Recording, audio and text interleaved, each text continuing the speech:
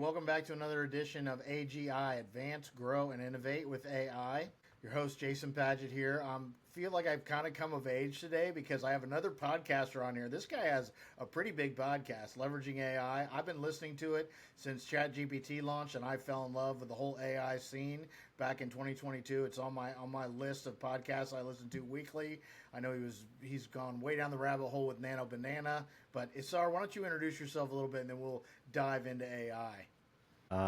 Sure. Thank you for having me, first of all. This is really great. I love being on like AI podcasts. Usually I'm just on business podcasts and stuff like that. So great to be here. My background, about 1,000 years ago, I was an F-16 pilot. And after that, I was an instructor at the Air Force Academy, teaching young cadets how to fly, and then later on flying more advanced airplanes. And then I joined a small tech startup. That's what brought me to the US. So I moved here with a tech startup. You know, you wear a lot of hats in a small startup. I was initially in project management, and after that in marketing, and after that running the sales and marketing departments. And I was there for about 11 years, I think. When I left that company, I did an executive MBA, did my own startup I was trying to reinvent affiliate marketing. It was an awesome idea. I still think it's an awesome idea. I just couldn't make it work. And during that time, my main investor, who was the founder and CEO of the largest wholesale travel company in the US, came to me and said, "Hey, listen, you understand all this e-commerce stuff. We only do B2B wholesale. Do you want to start our B2C arm?" And I told him, "Well, you know, you're paying me pretty big checks to do the thing that I'm doing." He's like, "You're smart enough. You can do both." And so I was not smart enough, but I did run both for 3 years, I believe. And in those 3 years, the e-commerce travel platform took off. We built an incredible white label e-commerce travel platform, the best that was in the world back then. And I always like to half joke that was the first nail in the coffin of my startup is me trying to run both things at the same time. We've grown that e-commerce platform to $100 million in like 6 years or so. Wow. And then the bigger business, the bigger company that was a part of, got sold, went through a large international merger. After a year and a half of interesting times, I got everything that I wanted on paper. So I got, through a merger, like there's at least three of everything. There were three companies in that merger. We had 4 e-commerce platforms. So I was selected to lead the unified team. My team survived as the leading of everything, et cetera, et cetera. So I had a fancy title and a lot of people to manage and a really big budget, and I hated every second of it. I'm a startup kind of guy, and I cannot do corporate.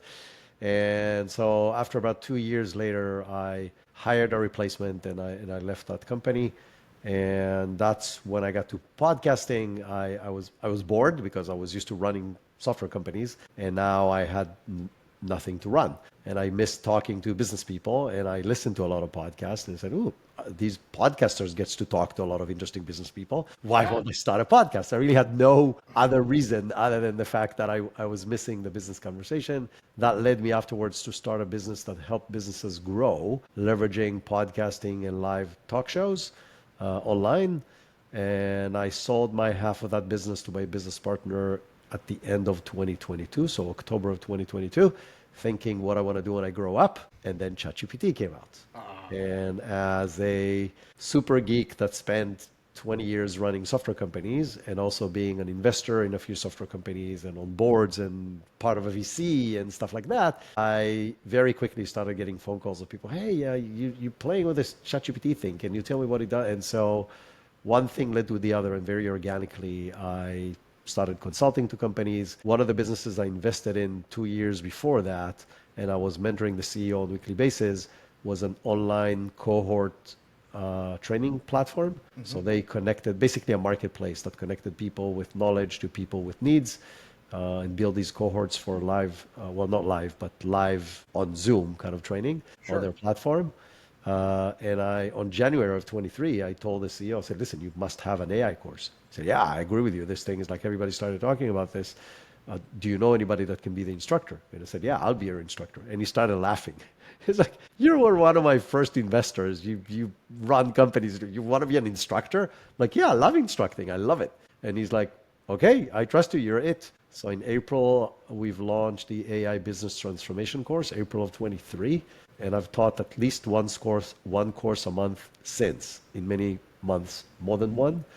And so most of the courses are private. So I teach companies courses and workshops. But then every now and then when I have the bandwidth, I open a public course and then anybody can sign up. But yeah, I've been doing AI education, implementation, consulting for the last 2.5 years. So that's on a nutshell who I am and what I've done in the last 20 plus years. That's awesome. First off, thank you for your service. Semper Fi. I was I call this my Navy camouflage. I was the United States Marine reservist at one point in time. I'm a little heavy set for that now, but I loved the Marine Corps, and I wanted to switch from reserves to active duty, but it was between the two Gulf conflicts, and I had already signed up for the reserves, and the Marine Corps doesn't like to grow when it doesn't need to, so I didn't end up getting that chance. But a lot of similarities. I mean, about 10 years ago, I shifted from the restaurant industry that I've been in for 20 years to the space of behavioral health and community paramedicine, and I helped develop a program there for peer-based recovery support for people who struggle with mental health and addictions problems. I'm in recovery myself, and then eventually, like, they saw my talent and shifted me to marketing. I did marketing for a while. I left and went to the Salvation Army. I thought, well, I never finished college.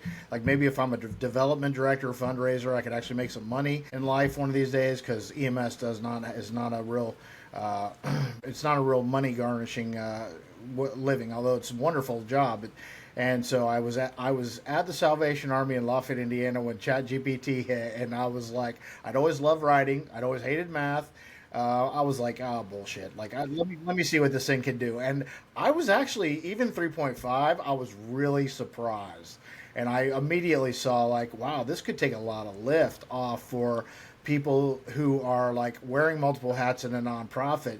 This can write a lot of your copyright. It does take some tone, voice, and style prompting, right? Even to this day, you can't just really use the out of the box. If I ever figure out how to get rid of M dashes, I will say AGI has been reached. That's my marker, because M dashes are everywhere. But the more and more I explored it, the more and more I started to realize, like, this does offset my math deficits and data analytics deficits, or at least it can explain it to me patiently, like I'm 6 years old, right? So that was awesome. But then I also realized, like, whatever you're really good at, you will be really, really good at with AI, right? So, like, my boss, who's an artist, like a painting artist, he can get 10 times better images out of an image generator. Even back when DALL-E was making, like, robot looking future, I hated those images, but he would get in there and type something up, and it would damn near paint a Picasso. And I'm like, what did you do, man? Like, how are you doing that? So it's an awesome space, and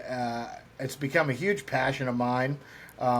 I do some educating. Most of it's been for free. I will tell you, outside of enterprise in the state of Indiana, we do not see a lot of adoption in the small to medium-sized business and nonprofit area yet. I don't know what Florida looks like. You're out of Orlando, correct? Yes. What does that look like in your landscape? I think generally in the US, the last quarter, maybe two, people are finally waking up. Yes. And so, but again, I start every lecture and every workshop that I do, which is very frequent, usually more than one a week, with the same question of, in the next 4 buckets, where are you? Bucket number 1, I'm a total beginner. Like, I may have played with ChatGPT, I wrote a prompt or two trying to respond to an email, but that's about it. Level number 2 is I started using it, I'm using it regularly for many different things, but I don't have clear structured systems and processes for my business using AI. Bucket number 3 is I have several different structured business processes that AI is fully integrated into. And bucket number 4, I am an expert, like I can teach the course, right? To this day, and again, I do this every week, 80% at least of the people in the room are either in bucket 1 or bucket 2. And I do this in large corporations, I do this in small and medium businesses, I do this for solopreneurs and anything in between. And so I think that's kind of where we are. I think there's definitely people running faster and running forward and adopting and investing time and money and resources. But the vast majority are still in very early stages of adoption. And to speak to that, two things I don't think a lot of them realize, and I'd love your feedback on this. One is just how much you have to have your processes mapped out to leverage AI. And a lot of businesses don't have their processes mapped out. I mean, I even go through and do personal time studies myself every once in a while where I just record my whole day. I mean, I wear an ambient listening device anyway. We'll get into that, but where I like literally record my whole day and say exactly what I'm doing all the way along, and then feed that into like Notebook LM and then into a custom GPT and say like, okay, what am I missing? What could I automate? What could I get rid of here? So the process is one thing, but the context I think is a whole different ballgame. And my guess is 2026, the big combative conversation will be around ambient listening devices, because you cannot have an executive assistant that knows like half of your conversations and doesn't have access to your calendar and doesn't understand the whole plan. But then you tell people that and you're like, so you're going to have to record everything, learn how to keep it secure, make some rules around that in your business. They're like, what? Hell no, Big Brother's not watching us the whole time we're working. I'm like, well, I got news for you. If you really want to use leverage AI, that's probably going to have to be the case. Do you agree, disagree, have different perspective on that? In general, I agree. And the reason I agree is twofold. One is it's a mindset shift, yeah. Right? It's like people are like, oh my God, you will let OpenAI have all your data in their cloud computers? I'm like, you have all your data on either Google or Amazon or Oracle or Microsoft already.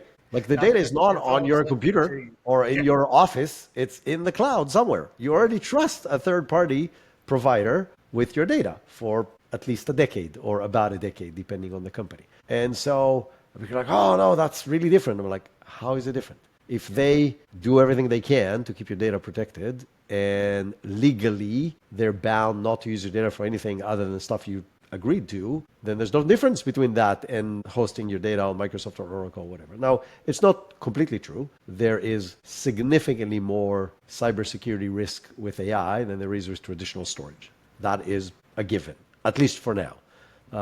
When or if it's going away, nobody really knows. But from the conceptual perspective, it's the same kind of custom. So that's reason number one. Like, I don't really see a big difference. Reason number two, the benefits are immense. I've been using Fathom to record, and again, there's multiple other tools. I'm not promoting Fathom or anything, but multiple tools that will record every call that you have and transcribe it and analyze it and give you action items and all of that.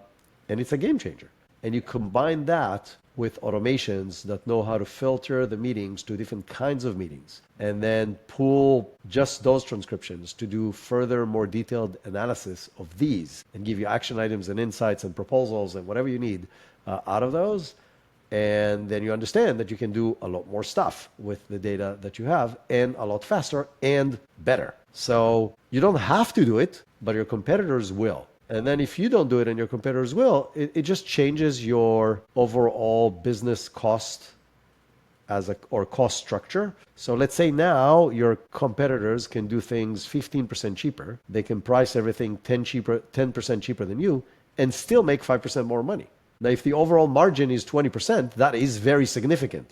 And so it becomes healthy or not, you want to do this or not, risky or not, scary or not, it is starting to become a necessity if you want to stay competitive. And it doesn't matter what the size of your business is. I agree. I would almost say that also, I've seen a lot of offers out there for people who will give you like the instructions and what knowledge to upload for an executive assistant custom GPT, right? And I have one myself, but again, if you're only given it half of the context of your work, it could make some really wrong decisions based on not having the full story.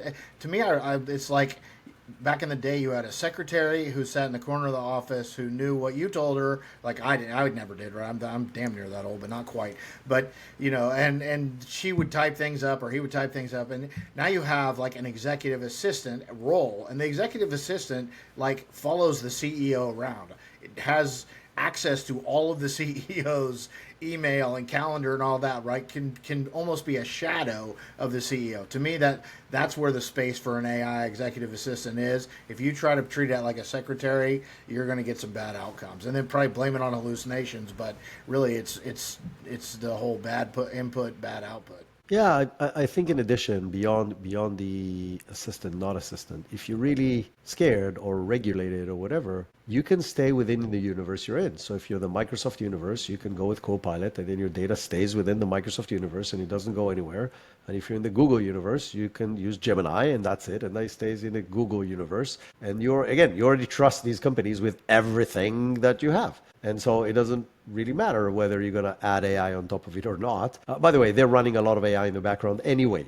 Like even if you're not using the benefits of it, they're doing it for managing your files, managing storage, giving you context, allowing you to do search. Like if you're going to your Google Drive and you're searching for a file, well, guess what? An AI went through your files before to categorize all your files and get all the keywords and know what the document is about. That happened way before you had access to an AI kind of like prompt line.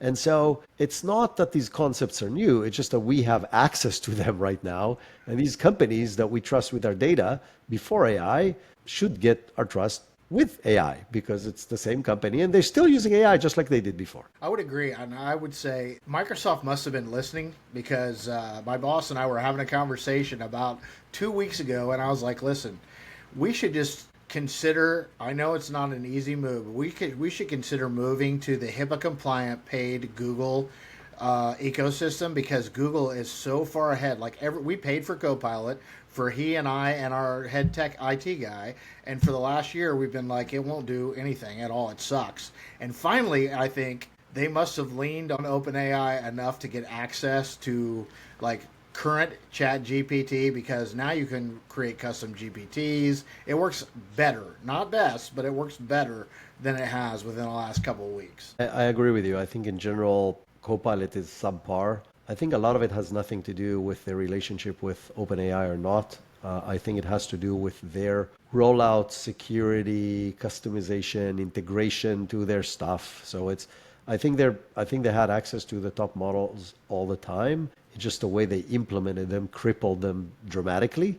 So stuff that you could easily do in ChatGPT just did not work in Copilot. They are getting better. They are still behind, but if you want to stay within one universe and not share your data with anybody else, then that's fine. That's your option. And I think that's a fair assessment. I would say they're at least waded deep enough into the waters to make it through all this. I'm not sure Apple has. I am skeptical as to whether or not Apple will be a blockbuster and we'll look back. We thought was going to rule the cell phone world forever. Like they're they're like a relic now because they've really screwed up on their intelligence. 100%. Now the flip side, and you've been playing with Nano Banana. I have not yet. I did share it. I have a stepbrother who actually lives in northern Indiana, and like 3 weeks ago, he was asking me if I could help him redesign a property that he wanted to change with AI because he was paying a ton of money for somebody he didn't like to do the redesigns. And I introduced him to Google AI Studio and to ChatGPT, and he was having to hit or miss with it. And then Nano Banana launched, and he said it's awesome, is it not? It's incredible. It is mind-blowing how some things that were kept to professionals with professional tools, so graphic designers with Photoshop, you can do with a single sentence without having any skills, experience, or anything. It's mind-blowing. I see Notebook LM has been the one that has actually rocked my world because I love being able to, like, we will record all of our leadership meetings that we have every week, and I'll just keep a quarterly file in a paid Google account in Notebook LM, right? And I can interface with that and ask it questions. Now it'll generate videos. Like the little podcast thing was cute for a minute. It got old fast, but now we're actually leveraging it to generate like 8-minute training videos that we can just send out in Teams to the rest of our company. It takes zero time. I mean, you can just go do something else while it's creating it, right? And it's pretty good. It's all animated, but it's not bad. I just unlocks like that, and the fact that this is one more thing I'll throw out there is I don't think that the general public understands that if you use RAG, retrieval augmented generation, strictly rather than a predictive large language model, you won't get hallucinations. So you will reduce them dramatically. Let's put it this way. It doesn't mean that you won't get them. The biggest benefit is not just percentage of hallucinations, it's just the depth of the content. None of these models have deep expertise in specific domain. So they are the jack of all trades, but the master of none. Now they're getting better in more and more topics, and now you have Sam Altman saying they're in PhD level in all these different things. Maybe yes, maybe not. But even if they are in a PhD level, they still don't know your company. They still don't know your niche. They still don't know your industry. They still don't know your clients. They still don't know your operations. They still don't know your processes. They don't know any of that. If you give them that information, then the answers you're going to get are a lot more specific to you, your niche, your operations, your company, your coworkers, and so on. And so, yes, there's a huge benefit if you give it the right context versus if you. Have you heard the rumors that that's what Mir Murati's company is probably going to focus on, is fine-tuning Yeah, models? I think they can focus on whatever they want at this point. It's these kind of people Because like, they've oh, raised $3 billion. I was an executive in OpenAI, so anybody who's willing to give me $2 billion, yes, I'll give you. Okay, let's go. And Yeah. then you figure out what that's going to be afterwards because now you have $2 billion. Yeah, it is. It is an interesting landscape. I mean, I didn't pay that much attention to VC world before, but I know just from listening, like this is unheard of that people would raise the Oh no, man, it's like the money Zuckerberg spent on software engineers not too long ago. AI software engineers was just crazy, and then to turn around and like get in trouble because they don't have safeguards anybody would ethically agree with in yeah. Facebook. I don't know. I try not to pay. I'll be honest. The only thing I pay much attention to, I think it's hilarious to watch Sam and Elon go back and forth. So I do pay a little bit of attention to that on X. But I do that does bring up like you and I listen to this. We pay attention to it. Like people who are really starting to explore it are paying attention to it. But if you look at what the general public has access to as far as information around what's going on in AI, sometimes it's understandable why they're skeptical or haven't really dove in yet. Yeah, no, I agree with you 100%. So my podcast, I'm not, because you mentioned it, there's 2 episodes a week, right? So one episode is a very practical, down to earth. I find the best practitioners over the internet, or if I find a use case that I want to share, then I will share it. But it's usually other people, and they will share exactly how they're doing it, like show the magician behind the curtain and the prompts, the process, the tools, like everything. So it's very practical. And that was the only thing I recorded for about a year out of the 2 years of the podcast. And it was very hard for me to stay up to date with everything that was happening. And I'm like, I gotta find a way to stay on top of the news. Like, how do I force myself to consume every piece of information that's coming out? And my approach to that was, I will start recording a second episode in which I'm going to cover the news. And that has to force me to know what's happening because I have to report about it. And that became a very time-consuming investment, but it helps me stay on top of the news, and it brings a lot of value to the listeners. So I do this, but it is very, very hard. And really, I think for the average person who is not, all invested in this field, which is the vast majority of people, most people just have a day job that is not AI related, then the only way to do this is to follow people like you and me who share the news. And, whether you're a newsletter kind of person, sign up for a newsletter or two, or if you're a podcast person, then listen to a podcast that covers whatever is happening, or YouTube or TikTok, like it doesn't matter. But find somebody who is reliable and consistent and with depth that can provide you this kind of information and his or her analysis or perspective on things that can definitely help you kind of like stay up to date on what's happening without having to spend a day a week going through all that information. That's the exact same advice that I give people, and I tell them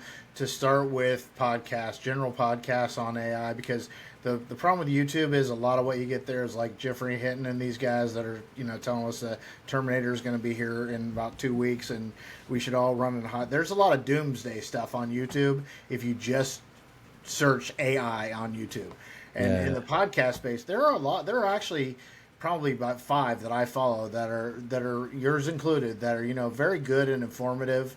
I was the same way. I started just because I wanted to talk to other people about it and get involved, and then I started a second one because I became so passionate about AI and education. I really feel like that space is where we need to be having some serious conversations. I love that the government just put out this AI.gov, and there's a project that K through 12 students can get involved in. at their state level, and then a regional level, and then maybe even go to DC. Regardless of what you think of the politics of, I actually like David Sachs. I love the All In podcast. That's the only long podcast I listen to, because they have Jason. I can't say half their last names, but Jason is extremely left, and then the rest of them are kind of right. They got David, who's in the White House. So that's really kind of where I get my politics anymore. But I do think that getting it out there and getting these kids involved with things, that this is going to change the landscape of education big time. And I can't wait to see how much it disrupts this system that we have, that we set up in the 1920s for factory workers. I agree with you 100%. I talk about this in the podcast all the time, as you know. Oh yeah. I think it's the greatest opportunity our education system ever had. Yeah. And also potentially the biggest risk to the education system if they don't embrace it and understand how to leverage it and understand how to benefit from it, not as a system, but for the benefit of the actual students. And I think that's true from K through PhD.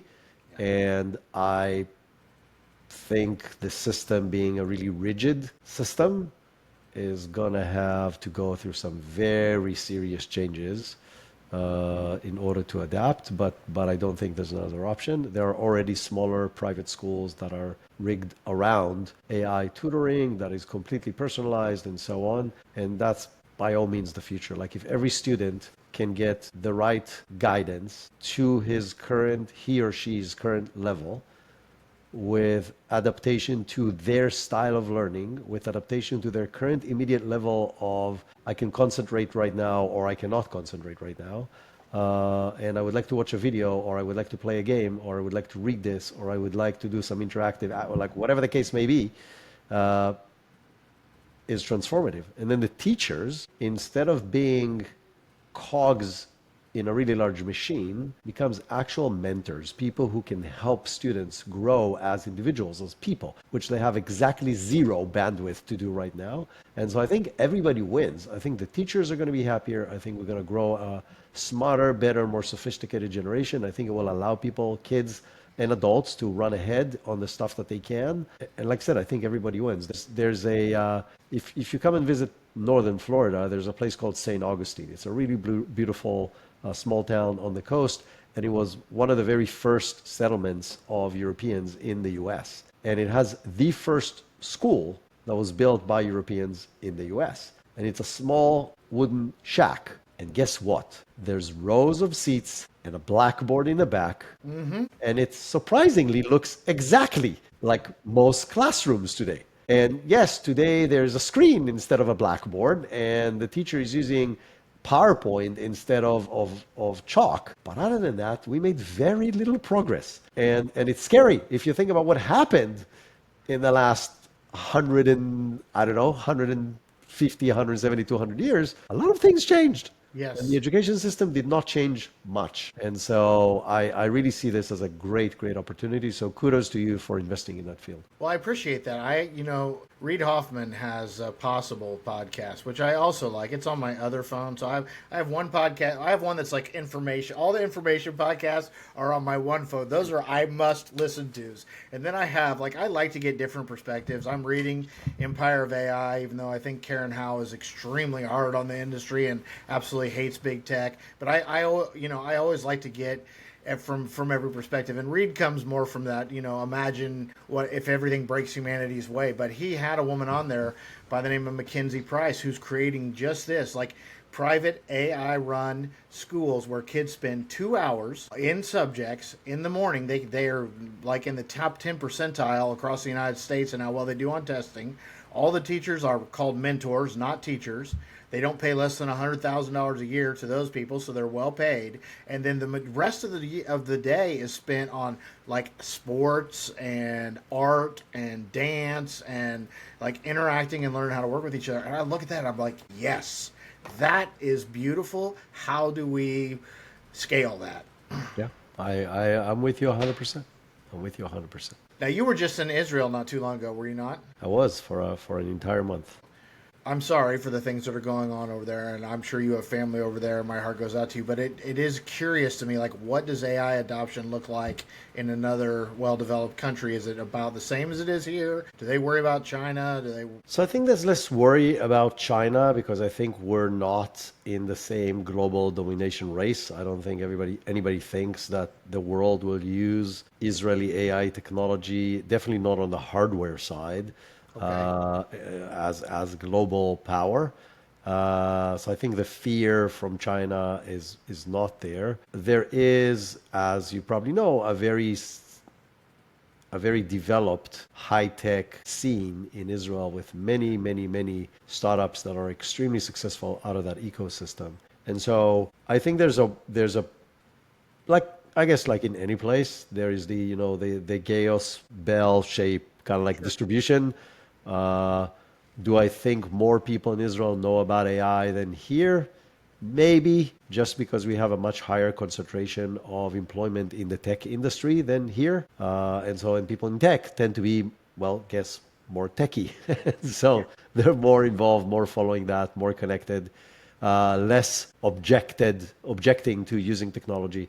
And so, yeah, I do think there's probably a higher adoption rate in Israel, but probably not by much. And I think it's skewed not because it's Israel, but because Israel has a high concentration of tech workers, hence the alignment with what's happening in AI. That makes sense. What's your perspective on China? I think China's killing us on EVs, on robotics, on energy, on a lot of things that I like to hear we're doing just as well on. I do follow some Americans who are really into Chinese tech, and it sounds to me like while they have some problems with their city infrastructures because they spent too much money on that, like on the tech front, that's kind of what the government's behind right now, and they're kind of kicking some butt. I think it's a mix. I will say a few things. On face value, you're right. They have better robotics than anybody else in the world right now. They're creating some pretty amazing AI infrastructure. I think they're still behind on the AI software side of things, and I think they're still behind on the AI hardware, the actual chips side of Mm-hmm. things. Can they catch up? Potentially. The only question that I have, and I don't know the answer. I'm gonna leave it as an open question. Uh, I'm old enough that I was a part of the Cold War with Russia, Mm-hmm. and we were scared, terrified from their airplanes and from their technology and from other stuff. And over the years, I had the opportunity to actually participate in exercises flying an F-16 against MiGs and actually sit in the MiGs and see what they are and what they have inside.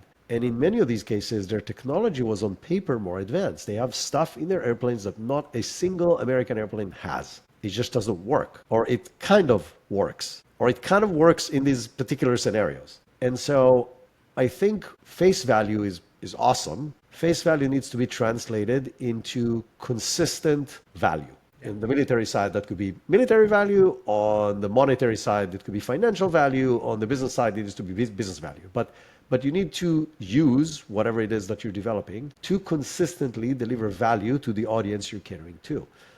And I think the jury is still out on that in the US and in China, Yeah. right? I think it will be very interesting to see how the Chinese economy and how the US economy and how any other Western world economy or AI-enabled economy changes its growth trajectory because of AI. If this happens faster in China than in the US, then yes, they built better the system than we did. If it happens the other way around, then we built better systems than they did. I think it's very early to call that. I think it will be very interesting to see how that evolves. China has much, much, much, much bigger problems. Since you mentioned like reading and you're interested in kind of like bigger thinking questions, I highly recommend the book, The End of the World is Just the Beginning. Okay. It's a fascinating read, and it talks about kind of like the global geopolitical, financial, trade situation, and with a historical view on how things got us to where we are, and with a potential projection of where we might go. And China has really serious problems, really, really, really serious problems. And yes, it helps when it's not a democratic country and you can kind of like, push things under the rug and you can make believe with eventually this thing falls apart. Yeah. Like when the underlying, the baseline of everything is cracking, it is very hard to build a tower steady. Now, can they figure it out? Maybe. Some of the things will be very hard to figure out. And so, do I think we're currently in a very close race on AI? 100%, not taking anything away from them. Do I think there are some things in AI they're doing better than us? For sure. Can it last and help them overcome the really bigger issues that they have right now? I'm not sure. Yeah, I can see that. I think really when I look at Asian countries in general, and I'm kind of generalizing, I could be off, but the feeling that I get, the worry that I actually have when it comes to the American mindset versus the Asian mindset is I feel like the majority of Americans are consumers of technology, and a lot of Asian people try to create more with technology than just 30-second TikTok. Then they're done and then we're going to sit down and stream Netflix. Like we're building Italian brain rot using AI on TikTok, and in the meantime, I did see China had a 5K with all these different robots that people have built, from like R2D2 looking things to pretty cool bipeds. Like I worry that mindset, if that doesn't shift a little bit, and we don't again get into our K through 12 education system, like, hey, these technologies can do a lot more than just create entertainment. They can imagine the possibilities of what they can. Yeah. create. So I'll first of all, I agree with you. Like we have no disagreement here, but going back to kind of like expanding on the point that I said before, in the U.S., if you want to drive an electric car, there's an 80% chance you drive a Tesla, because what are the options? Electric Ford Mustang, electric F-150, a Kia, there's not too many options. And none of these options is even close to the Tesla in value or capabilities. Or stupidly expensive. Like they are, you can buy something, but it's going to cost you twice as much as buying a Tesla that does more or less the same thing. In the rest of the world, Israel included, Chinese companies rule. I was just in Israel for a month. Every single day, I saw another Chinese brand that I haven't seen in the days before. Forget about a model. Like, What the hell is this thing?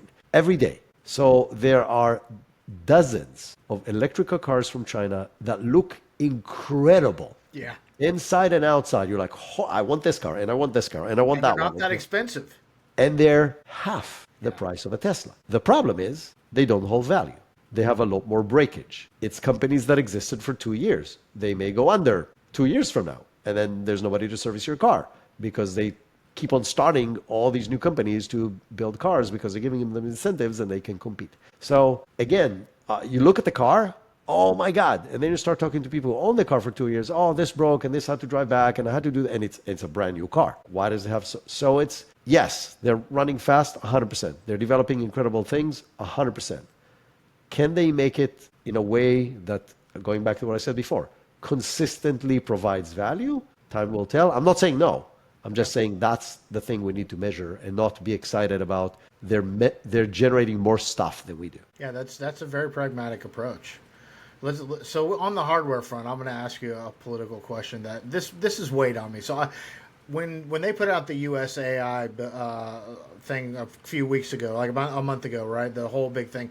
And again, the All In podcast did like a 6-hour thing where they had Vance up there, they had Trump, they had Jensen Huang. All right. The one thing that stood out to me that concerned me was listening to President Trump talk about the fact that he wanted to break up NVIDIA when he came in, that he didn't know who they were, and that he was told that he can't. Like, we are too dependent on them. And he was like, what do you mean? Like, how many competitors they have? And they said, none.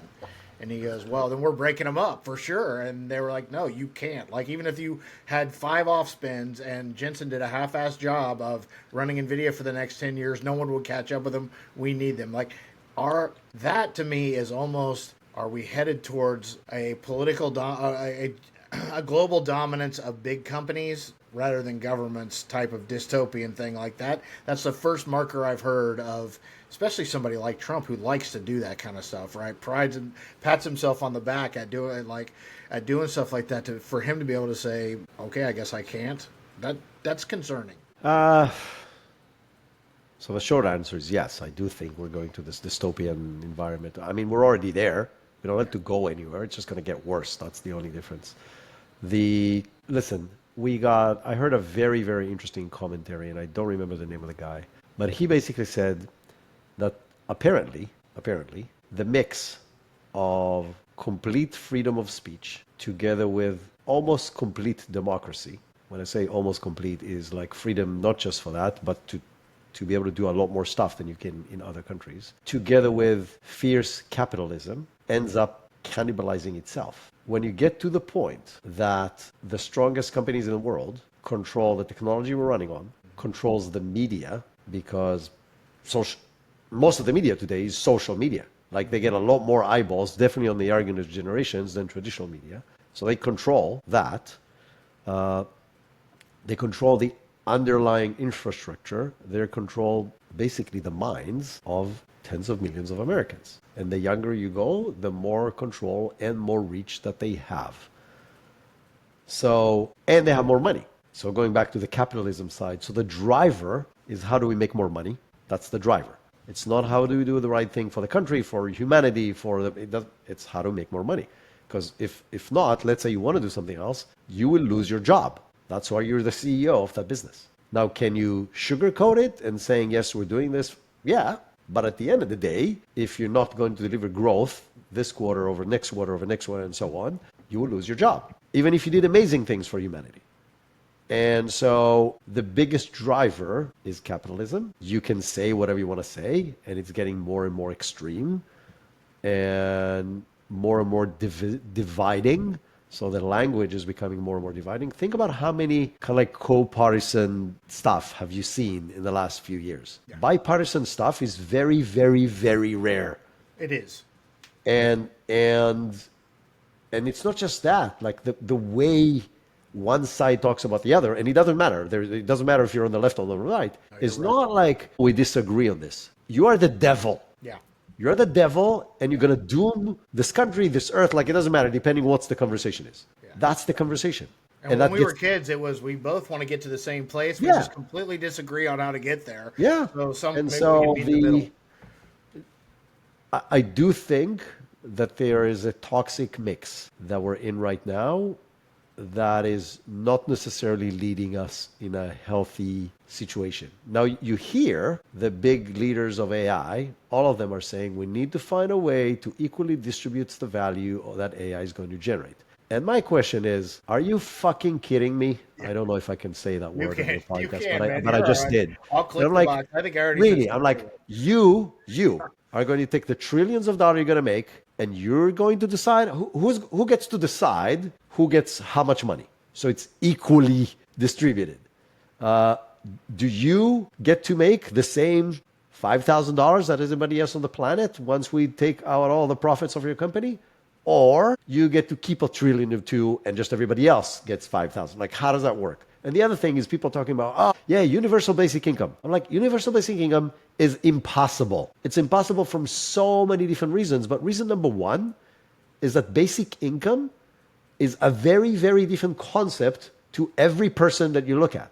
And for some people, basic income is $3,000 a month. For some, it's $30,000 a month. And for some, it's $300,000 a month. And I know it sounds crazy to people that there's people that would spend $4 million a year to just maintain their living. But there are a lot of people like that in the world. So unless you take them out of their homes, out of their cars, out of where they live, out of their life, then there is no universal basic income because it's not universal anymore. So then who gets to decide? So I don't see this as a real option even. Forget about like an actual thing that can happen. Man, I have a lot of thoughts. So first off, I'm pretty much a neoliberal. I don't think our form of capitalism is good anymore, but I totally think capitalism works. I just think that we need to redefine what a monopoly is and what we need, and re-identify what we need to break up. So it used to be, if you didn't have a B2B competitor then you needed to be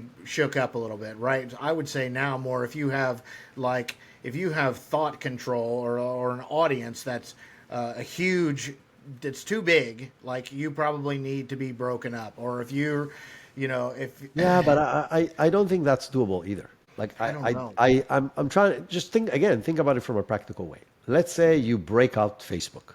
What do you break it to? Like who controls which You would part? break it to Instagram, WhatsApp, and then Facebook. And then the Perfect, no Facebook problem. So now Facebook instead app of one itself company, would you be have your three responsibility. companies, but they're all doing the same exact thing. They're all pushing it in the same exact direction.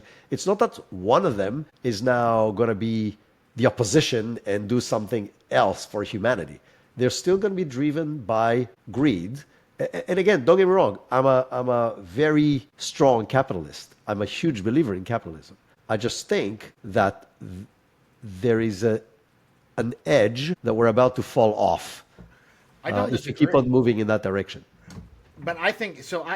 This goes back to business too. So let me just throw a theory at you that I have. Like the algorithm that is basically like your reward function in most of these out of the box AIs is the same shit that comes out of social media, which is, did I make the end user happy? Did I get, like, if that wasn't the reward function, if you weren't looking for that dopamine hit, like if the reward function was I was useful, I created this, like, again, if you matched it to a business, so the KPIs were the actual reward functions that you train these things for before they, on the back end, then you would have totally different machines that weren't trying to be our girlfriend or our best buddy, but that would be way more productive than they are.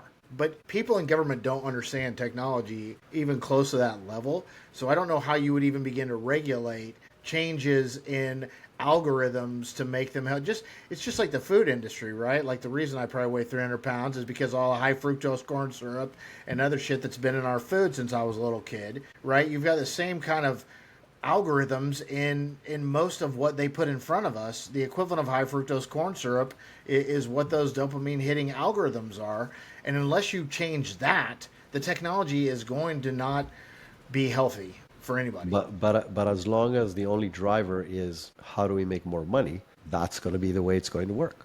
Going back to what I said earlier, like as long as the only driver, or I won't say the only, that's not fair. The most critical one, because that's what's going to decide if the company survives or not, and if you survive as the leadership person of that company, then that's what's going to keep on happening. Can I throw one more thing in there? Because millennials really almost made it stakeholder capitalism, right? Which is still the same thing as shareholder capitalism, but it was like they cared whether or not Coca-Cola treated or made it look like they treated their employees well, were good on the environment. Like it is possible to use the power of the dollar to change the way companies act. I just don't think it's very easy, and I don't even know that it's feasible. But I hope you're right. I hope you're right. well, I don't think the American public wants to. I mean, look at them. When they went from 4.0 to GPT-5, this many people were complaining about the fact they couldn't leverage a reasoning model when they needed to, and this many people were like, "Oh, I just lost my best friend. It doesn't talk to me the way that it was," or "I lost my girlfriend." I'm like, that's when I'm just like, we're headed for. Yeah, but 2 weeks later, everyone's like, "Oh my God, this is awesome," and they already. Oh yeah, finished. yeah, So the backlash was very short. yeah. It was very extreme, but it was very short. And that's something I know I got to be respectful of your time, but that is something I give Dario Amodei and even especially Anthropic, but even ChatGPT is like, I think that they're putting these things out there to test them, to better them, and they know they're going to get backlash on half of these releases because they're not quite fully baked, and so people don't like the little change, and then they take the feedback and they tweak it and they make it better for people, but. I think it's a bigger problem than what you're describing. I don't think it's because it's half baked. I think it's because it's infrastructure that is treated as software. So let me walk you through this. Okay. When they built the first electricity lines, what do electricity lines do? They take power from one place to the other. That's it. They deliver electricity, right? AI is electricity. It's the new electricity. It's an infrastructure, meaning now what happens at the end of electricity, the people who make the electricity don't care. Whether you're using it to light a light bulb, run a factory, drive your car, doesn't matter. I'm going to make the same electricity all the time. AI, from a conceptual perspective, is an infrastructure from a practical perspective, they are competing on the application. The problem is, in the last 2 years, the number of applications is the number of people who are using it, because every person is using it differently. Yeah. And so how do you cater for usage that you're not aware of, or you don't know, or you can't quantify, or you can't aggregate, or the chances of them building the perfect solution for everyone is zero. And I think that will change. I think that will change because I think sometime very soon, and it's already starting to happen, people will build their own applications. And then they will use AI as infrastructure. And then all that open AI, well, now the good or bad news, depending on which side of the equation you are, is those companies understand that if they're just infrastructure, it will be easier to compete with them. Yeah. If they are the application layer as well, they can get involved in your day-to-day and dig their fingers into everything that you do, and then you cannot decouple from them. And so on one hand, they should be focusing on the infrastructure layer. On the other hand, if they don't compete on the application layer, they may find themselves out of business once the other company does something that they don't have. And so it's a very weird scenario that I think we've never been in, as far as the internet was kind of a little bit like that. But if you think about it, the people who built the infrastructure for the internet did not build the applications on top of the internet. It was other companies who did it. So even that's not a good example. And so it's interesting to see that a company that delivers a global infrastructure also delivers the application that runs on top of that infrastructure. And with that, it's a lot harder to make the right choice. I agree with you 100%. I just thought we would see more differentiators by now. So if I look at it, like ChatGPT is the Coca-Cola of LLMs, right? They got the first to market. They're the name on everybody's lips. They've done kind of the Apple thing of making it a pretty user-friendly ecosystem, right? So Microsoft is still relying on the fact that you will feel secure being inside 365 doing whatever. Claude has definitely gone for the coders, and that was the one smart differentiator I've seen. And then Google, I don't know. I think the champion of it all will be Google in the end, because people don't even think about drug discovery, like all the other stuff that DeepMind is doing. That, even if they lost search, I think that drug discovery and the medical advancements would offset that within a couple of years anyway. Or electric fusion, or any kind of scientific breakthrough. I tend to agree with you. By the way, I think Google is going to win not just because of DeepMind. I think, and I said that early on when Google were an embarrassment to themselves in the mid of 2023. I said Google are going to win. Yes, I remember. Google are going to win because Google have more compute, more reach, more distribution, more scientists, more money, more data, literally on every aspect that is required, that you got to get a tick in the box to be successful in AI. They have more than everybody else. If you compare right now what Google is offering across the board, they are ahead on most stuff. They have video generation. I mean, that's video incredible. generation right now, Voice. image generation, Yep. data analysis capabilities, code writing, close, probably not there yet, but I wouldn't bet against them on that either. They're generating their own chips, which no other vendor is doing right now. It will be very, very, very hard to compete with them over time, because they just have the best and more ingredients than all the other players. And so it's just unfair competition. I 100% agree. The one I didn't mention that I hear some people think is a powerhouse, but I just don't, is Grok. Aside from doing edge case weird stuff, like if I want a picture of Kamala and Donald married and, or something to say something that, other models have safeguards for, that's the only time I ever go to Grok. So I use Grok a lot. Do you? Yes. When it comes to news finding, news analysis, summarization of real-time data, it is better than the other ones by a big spread. When I do my weekly news episode, and trust me, I try with the other ones all the time just to see if it's catching up. Grok at that particular thing is just better than the other ones. So if you can afford to find specific edge cases and use different tools for different things, then there is room for Grok as well. I'll have to try that. I use Perplexity pretty much for that. Like if I don't want any personality and I just want a report, I'll use Perplexity. All right, man. I could talk to you about this stuff forever. It's awesome to pick your brain. There is a question I always ask my guests at the end, kind of my fun question, which is, if one sci-fi movie was closest to having had it right in the next 10 to 15 years, which one do you think it was? Wow, I don't know. That's a tough one. I'm a cautiously optimistic about the future. There are days that I'm a complete doomer. So then we'll tell you, oh yeah, Terminator for sure. And I'll tell you the days that happens. Every time I listen to Jason Huang doing one of his big events, it's funny because I've heard them call the real life Skynet or Skynet. Skynet. I'm like, he describes Skynet like literally every time. Every time I go back to the Skynet commercial in the Terminator movie, I'm like, shit, we're fucked. It's like, but on the flip side, then you hear an interview with Demis Hassabis. And for those of you who are listening and don't know, he's the CEO of DeepMind. He's probably one of the most incredible minds of our generation. And he is all about, since he was 4 and he started programming, all about how do I make this best for humanity? And he's talking about all the stuff that you talked about, right? How do we solve cancer? How do we solve hunger? How do we solve global warming? How do we, these kind of things? And you're like, holy crap, this could be so incredible. And so I'm on the fence. I'm probably somewhere in the middle. I'm cautiously optimistic, but not by a lot. So I'm probably a little bit, left or right or center, depending what you ask. So you asked me about a sci-fi movie that guesses the best of what happens. That's so tough. I don't know. I don't know. Well, first off, the Lex Friedman interview with Demis was amazing.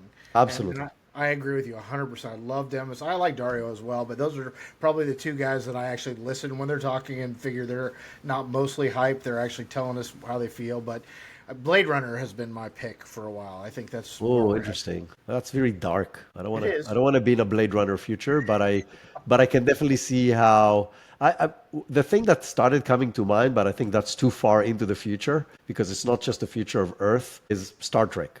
Yeah. And the reason for that, it is still balanced, right? There's really bad things and there's really good things in that universe, just a lot more advanced technologically. So that was kind of where I'm going. We're like, okay, we're so far out of, flying to different planets and engaging with other species and so on. It's going to be too foo-foo for your question. No. And actually, because of the evolution of kind of their government structures and them being more humanistic, like you're not the first person who said that. That they're hopeful that we're headed in that direction anyway. Amen. All right. Thank you for joining me today, man. 100%. This was awesome. I will put the links to your show and your website and everything in our show notes. Perfect. I appreciate that. All right.